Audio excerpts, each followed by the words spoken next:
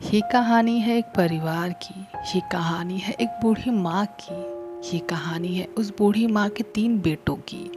और आज उसी बूढ़ी माँ की मृत्यु का तीसरा दिन था।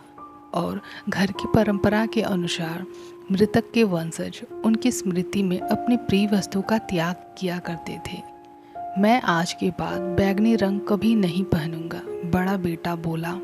वैसे भी जिस ऊंचे ओहदे पर वो था उसे बैंगनी रंग शायद ही कभी पहनना पड़ता। फिर भी सभी ने बड़ी तारीफें की। मझला भी कहाँ पीछे रहता है। मैं ज़िंदगी भर गुड़ नहीं खाऊंगा, ये जानते हुए भी कि उसे गुड़ की एलर्जी है। पिताजी देखते रह गए। अब सबकी निगाहें छोटे पर थी। वह एक तक माँ के चित्र को देखे जा रहा था।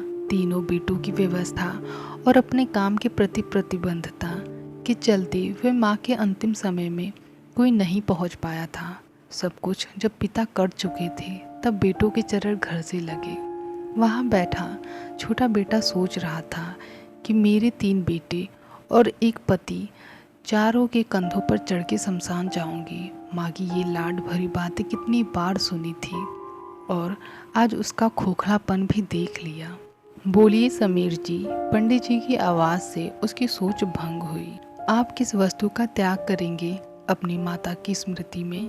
बिना सोचे समझे वो बोल पड़ा, पंडित जी, मैं अपने थोड़े से काम का त्याग करूंगा और थोड़ा समय बचाऊंगा और अपने पिताजी को अपने साथ ले जाऊंगा।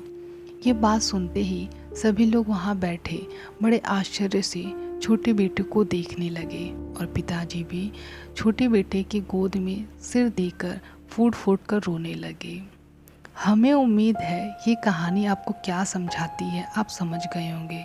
फिर भी आखिरी में 2 लाइन सभी युवा दोस्तों के लिए। अपने कीमती समय से थोड़ा समय अपने परिवार के लिए, अपने बड़े बुजुर्गों के लिए निकाल लिया कीजिए, क्योंकि शायद जब आपके पास समय होगा तब आपके पास ये खूबसूरत परिवार नहीं होगा।